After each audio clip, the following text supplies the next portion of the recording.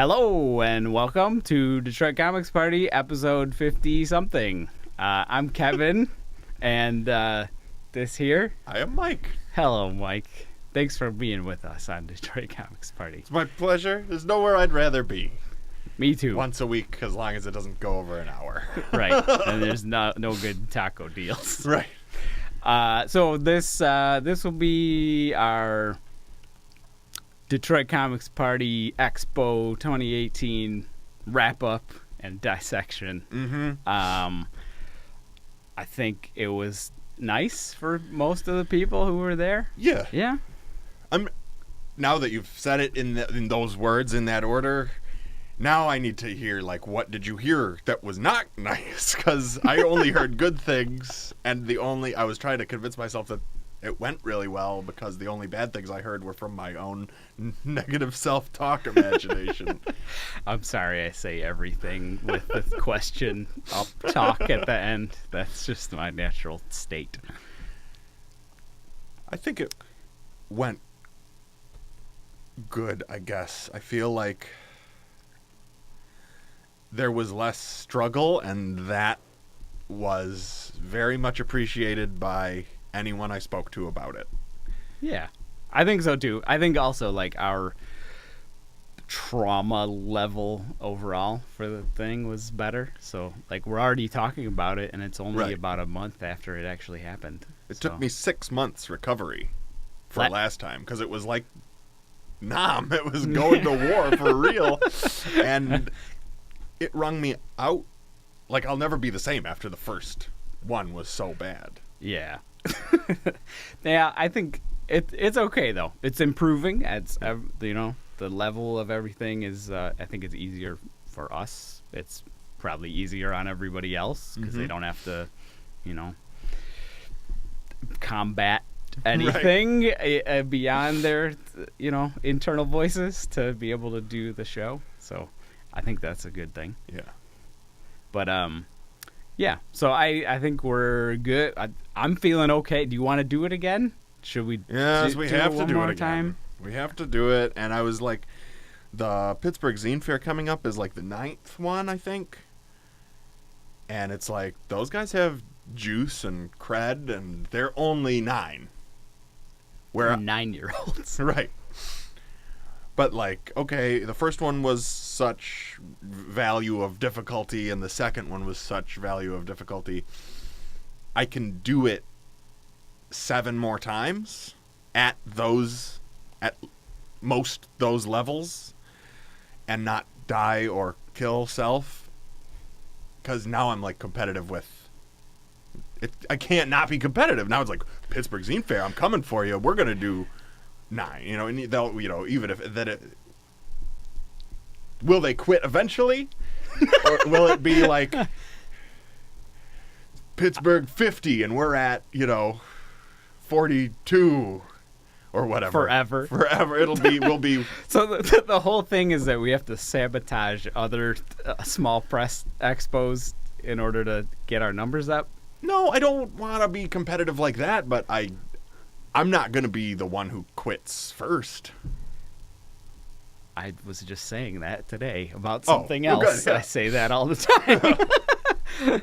It's not like I enjoy this so much. I mean, I don't mean to sound so super negative, but this is about other areas of life. But I feel like I do that all the time, where it's like I just mentioned to someone that I was going to do that. So now I have to do it, even if it's going to kill me. Right. Like I've made a challenge to myself, and I'll die on it. If I stop liking it, I'm also good to quit, because I love quitting. Quitting something is so much better to me than like seeing something through to the end. Like, I'd much rather either never start, never try, or quit early. Like, those are my favorite feeling, more gratifying. Well, the quitting early is like conquering the part of yourself that says you have to do this. Yeah. You have to do it, even if you don't like it. Yeah. I don't know. I feel like, I'll tell everyone, like, I hate making electronic music. I hate making. Why do I have to draw these comics? I cannot stand. I have to sit there, fucking doodle it out all the time. I can't stand it. I hate these things. And then you look back on my life, and it's like, wow, like I've been making like electronic music like for 15 years, and to some credibility and respect and like positive response. Same thing with comics. Like when we gave the talk at Allied Media Conference, and we were going like in front of the strangers, we were going through the numbers on Laid to the Bone, and it was like, wow, that book sold hundreds of copies. Yeah. Like, cool. Like, people like it and pay money for it, and that's good. And now I've lost my train of thought. But like I always say, I hate doing this thing. I can't wait to quit. I can't. In a dream world, I would be able to not do any of these things, which are the pillars of things I do in my life. But then I just like bumble away. Like, oh, we've been doing this for 10 years. Like, you and I have been making comics together for 10 years. And wow. And yeah, like that's dedication on anyone else's book. Yeah, I think so. Does that mean we can quit now? No, now it means we're in a blood oath to continue until we die or kill each other. Yeah, I don't know. It's like there's struggles within trying to do one particular thing, you know, but I feel like the overall struggle is always against your own impulses, or, you know, you're trying to like prove something to yourself, or I am a lot of the time. It's like I need to prove that I can do this thing, you know, like I've seen other people do it, and I know I'm at least as good as those people, so I need to do it. I don't know. That's your optimism, man. That's your like good outlook. I feel like it's like it's the most negative version of optimism that you could possibly use or be involved in. I just feel like I gotta start saying no more. I find myself in these situations that I hate, and I can't stop just jumping into stuff I hate. You know, but can I hate it if I do it forever? But then is it like, am I in an abusive relationship with comics or DJing or design or any of the things that I do all the time? But we can change comics. Comics is going to change. Dude, we've had that conversation about that comics is going to change. I hope it changes. And then did you watch the Garbage Pail Kids documentary that's pretty new? You would have to pretty much explain to me what Garbage Pail Kids is. Garbage Pail Kids is a parody of Cabbage Patch Kids, but they're like got gross. Is it like those little cards? They have like they're little trading cards. They came with gum. But they're like, I think they're co-created by Art Spiegelman. Oh yeah, okay. For Topps chewing gum, where there was some tax thing where if you packaged the cards with gum, it was a different like tax class, and so you were selling gum with free cards. Oh, I don't know. Whatever, it doesn't matter. But there's a documentary about Garbage Pail Kids. A lot of Art Spiegelman, and it doesn't matter. He could talk about like, this job I had just like to accidentally pay the rent in, the 70s, like. You just need to hear him talk about something like that he doesn't even seem to care about that much anymore. And he's like beyond. He's the supreme being of comics, and I don't know how do we become that? We need to, our comic is like usually they're about this big, so we just need a machine that makes a sheet of gum that's that big. Yeah. Can we bind the gum into the thing? Oh, I was gonna say, can we start thinking about taxes in any way when we do this business? No. There is something. The answer is no. There's something though where because you're buying gum and getting cards for free, you're not like protected under any of the free speech rules or something like that. Oh. Or any of the fair use parody laws. So you're under gum law. Yeah. So there was something where they had to like give Cabbage Patch Kids a bunch of money because parody isn't protected for free under gum laws. Right. Fuck are we talking about? Okay, I don't Comics know Party. Gum laws. You say something about Comics Party because I can't stay on topic at all. Oh, Jesus. I don't know. Yes, I think everybody had a very nice time. I feel like I feel weird like sitting here and talking for the people who came to it. Yeah. But I only got positive feedback from people. I only had people tell me that they had done well and, that there was a good turnout and that they had fun, which I care a lot about. I didn't see anybody super pissed. Yeah. I think the light levels were a little low in the other room, the big room. Yeah. Which that's definitely on our list for. We're gonna have to, like, the most important part is the Comix Party bank account is a positive figure. It's a money that is more than $0. So that's good. The Facebook advertising agents will be happy about that.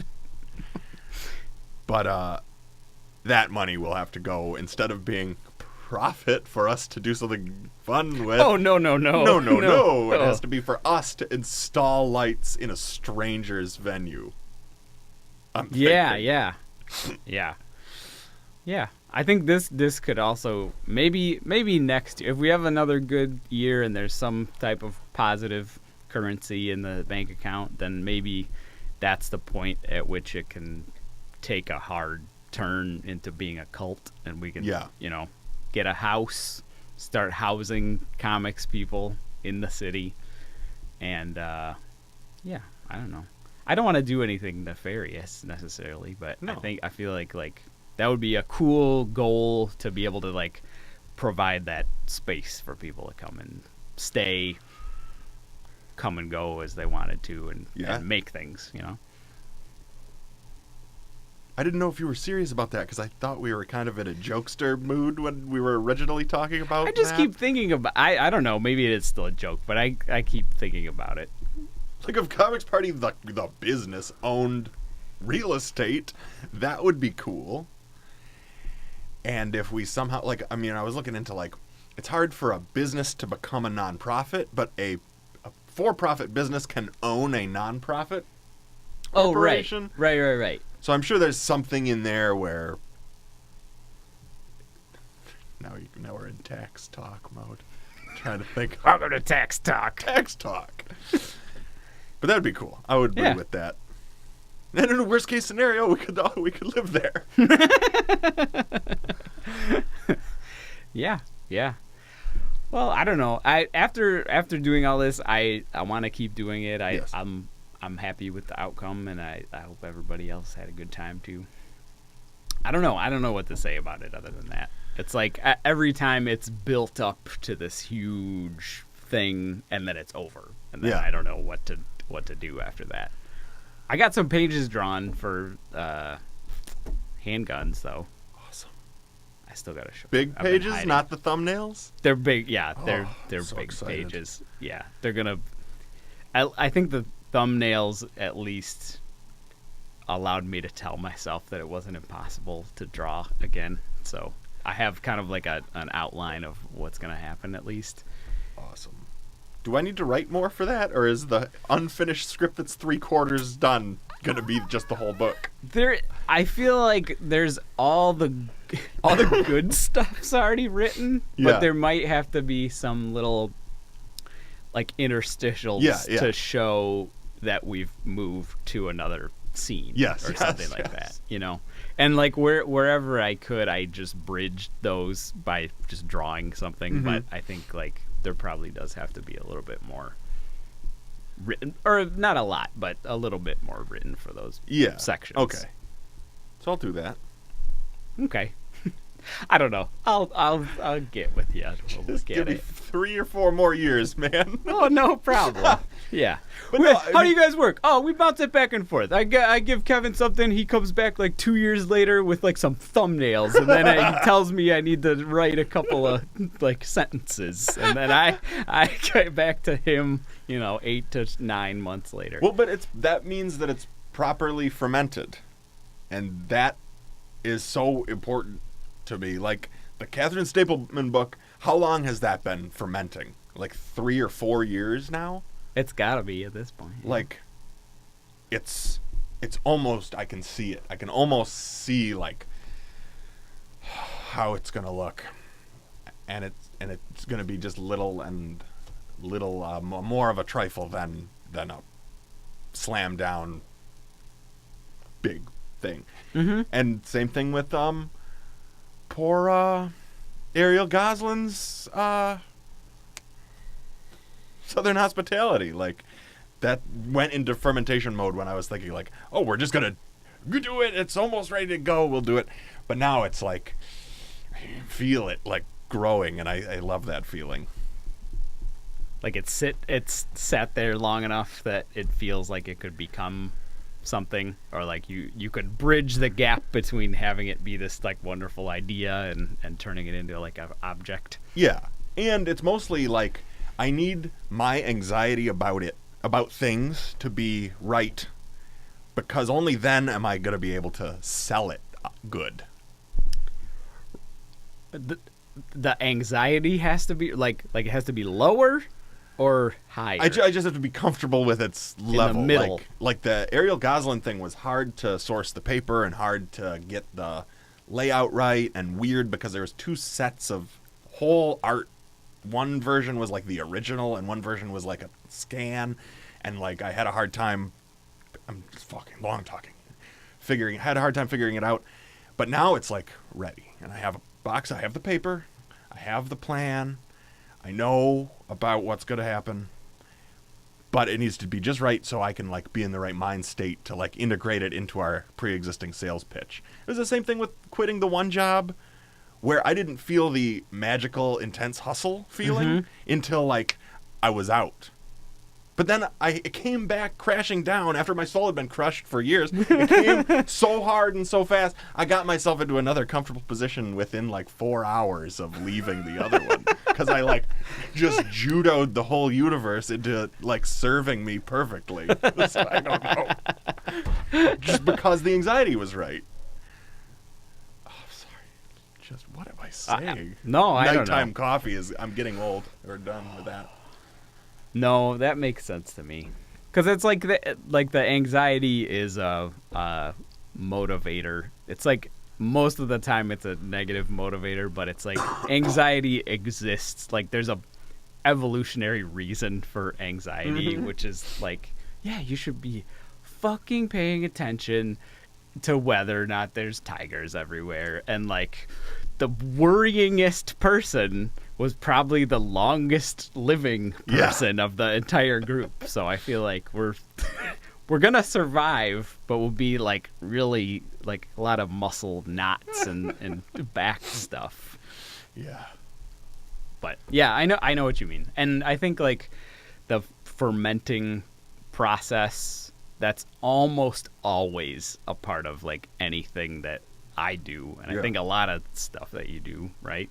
It's like Natasha's book, Where's Michael? Like that's been 9 years in the work. That's the book I've been trying to, encourage her to write and finish and scan the photos and everything. Like, but that, I mean, even before that, it was the story that was like in her head, and then it was like.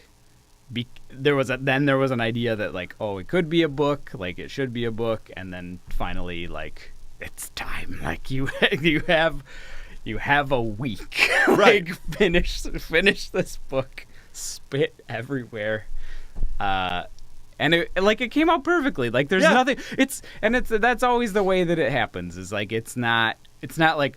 Freak out forever, and then finally do it, and then it's like, oh, too fast. Like, we did it too fast. We should have edited it more. It's like that editing has been happening subconsciously for just like years and years and years and years, so that when it finally comes out, it's just perfect.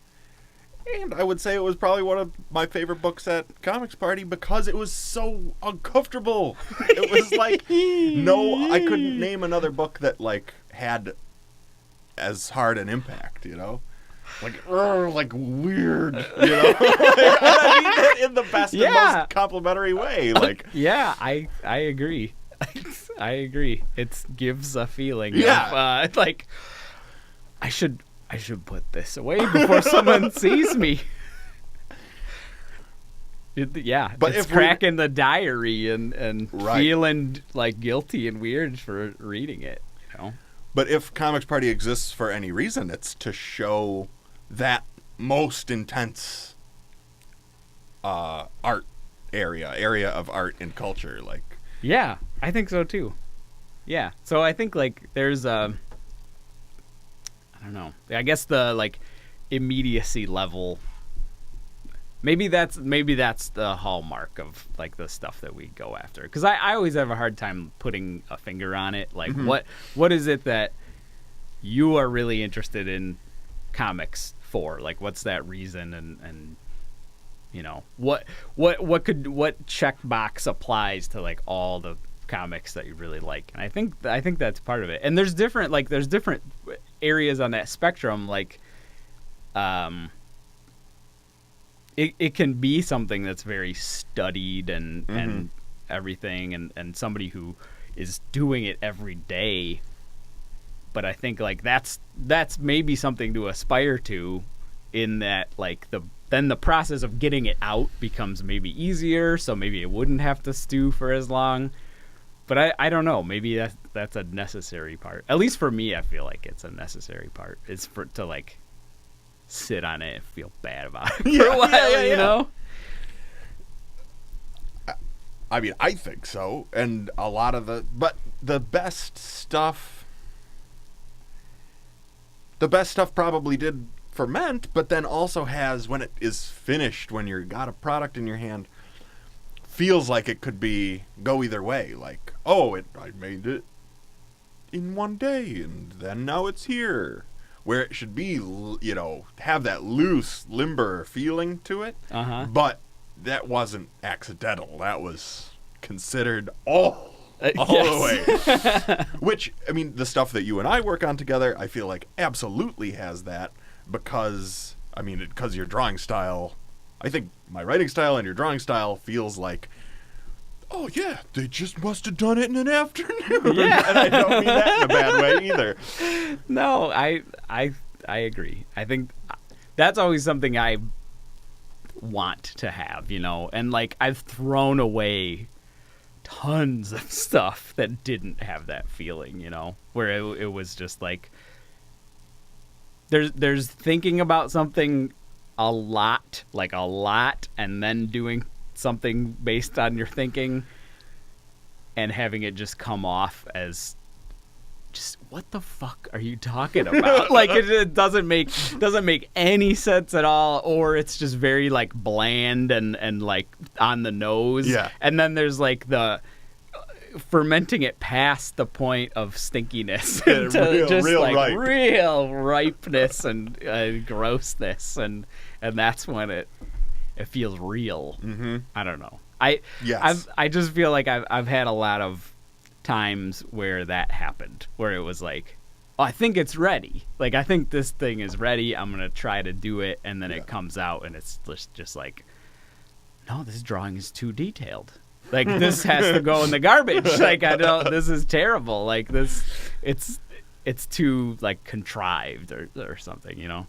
So, I don't know. I don't know what anyone else's method is. I feel like that's what we're always asking people and trying to figure out, but I guess I don't understand the studious method where you're actually putting out material every day. I don't know. It's a total riddle to me, because you meet somebody like Nate McDonough, who's, you know, he's a wild man in his personality and his actions and his what his real life is.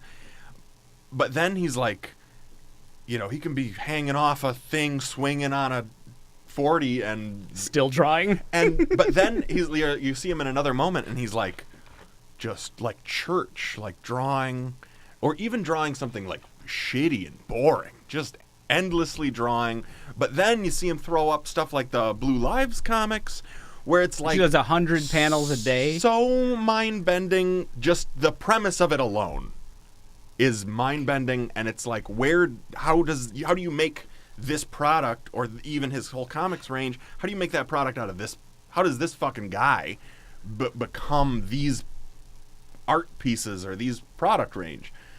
It makes no sense. And the same thing with Sherry Ross, where you meet Sherry as she's cool and friendly and like snappy and knows all this stuff, and then she's got books like Trigger that are so bizarre and it's like where you're just everything it shows is like a little bit off from what the book is about, and it never shows what the book is about, and it's a nightmare. And then the one about like the sex regret comic, did you get that one? It's like this beautiful like manga style where everything's in motion and it's just this one single shot, and it's like this crazy draftsmanship and this real, still touching comic, but like way different. How do you get those? I feel like our output, you hear, you talk to us, fucking spazzes, like, this fucking nature of comics, like, embody the philosophy of our lives, And it's like, yeah, of course these guys made these comics. Like, these spaz comics. Right. Yeah, I don't know. Maybe other people have this, like a faster fermenting metabolism where, like, they can just get those ideas to the point where they're ready to come out in a quicker way. Yeah. I don't know. I only know what works for us. Right. That's all I know about. I'm gonna just keep doing that because I like what comes out. I don't think it needs to change. Yeah, we'll stay the course. We didn't really talk a lot about Comics Party. We'll get a new banner. We got 2 minutes left. Okay, we'll get a new banner for next time. Mike the Attorney said tables should be twice as expensive. We'll consider that for next time. All right. Start saving your pennies now, kids. Oh, my God. Yeah.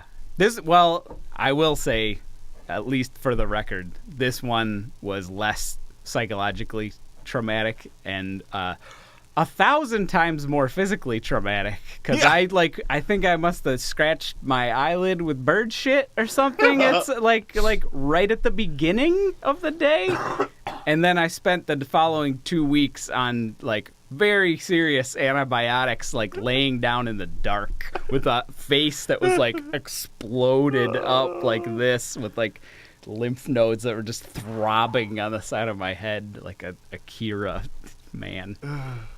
It was nasty. Thanks for taking one for the team, sir. Yeah, no problem.